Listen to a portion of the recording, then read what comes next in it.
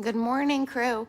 I have a super quick Hoerner happy hour for you today because I have to run and teach in a little bit, and I'm still building a little bit of my playlist, which is not good. Don't do that. But this one is super quick, and it's kind of a result of some of the previous weeks of Hoerner happy hours, but I thought it'd be a really cool quick tip for some of you who are maybe newer or just popped in this morning. Hey, Matt, I never see you on these. Welcome. Who else is on? Say hello. So this is super quick. I'm going to be like less than 5 minutes, but I do want to talk about something that I think is a really effective, helpful way to build your class attendance. So if you're struggling with that, listen up, because I have a couple, especially if you are new and people just don't know you yet. Anytime you get new people in your class, you want to get to know them. You want to immediately break down those barriers.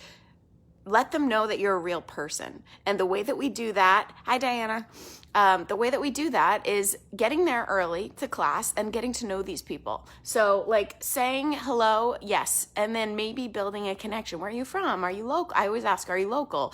Do you live near us? So that if they are, then they have the opportunity to come back, right? If they're just visiting, you can talk about why they're visiting. You can talk about, how they heard about your class, how they heard about the gym, the studio, whatever it is.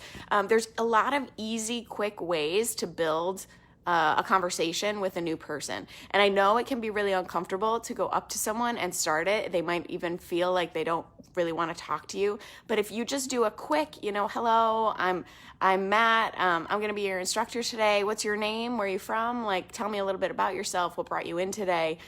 It makes such a big difference in, like I said, making them think of you as a person and not just, this untouchable instructor thing. After class, same thing. Go in, check in on them. How was class? How'd you do today? Did the bike setup feel okay? Was there anything that felt a little weird for you? What was hard? What was challenging? What was not so challenging? What do you maybe have questions on? All those things. It's so easy to just strike up a conversation. Again, it can be a little bit uncomfortable. I know it's strange that a lot of us instructors are it's not strange, but a lot of us instructors are actually introverts. I am not.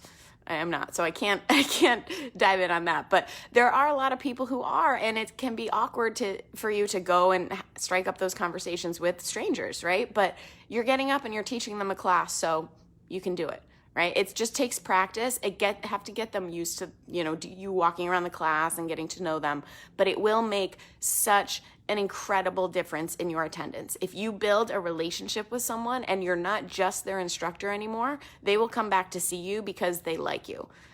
So I'm sure all of your classes are great to begin with, but you really want to draw them in with that personal connection. So think about that next time you go to class. Just make it a goal, and this is how I do it with my Cycle Circle champions. Just make it a goal. Two people, whether they're new or not, you go and you chat with them before class and you check in with them after class. See if you can do it. See if you can make it happen. See the difference that it makes the next time they walk in the room and they're happy to see you because they know you now. They're comfortable with you, and that's why they came back. This is such an important part of yes, Diana, yes. And we're not always in the mood for it. I get it. Sometimes we get in there, we're rushed, we're frazzled, we have to start class. It doesn't have to be every time, but if you can make it a habit, make it a routine, it's so much easier to do it, right? You have those questions that you ask every time, you get to know people, you can start the conversation, it gets easier, it gets more comfortable. Hey, Teresa.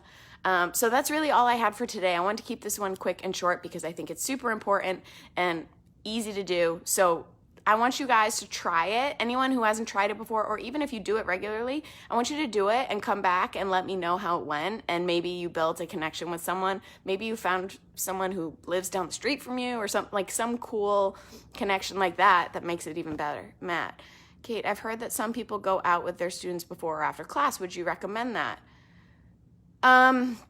It depends. As an owner, I have to be a little bit careful about what I do in and out of the studio.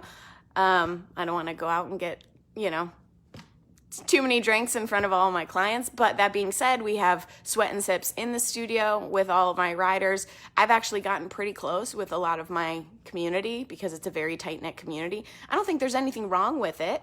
I would just say, figure out where you want a line to be if you want to have one. What you want your riders to know or not know about your personal life. Some people are very particular about that, but I think it's personal.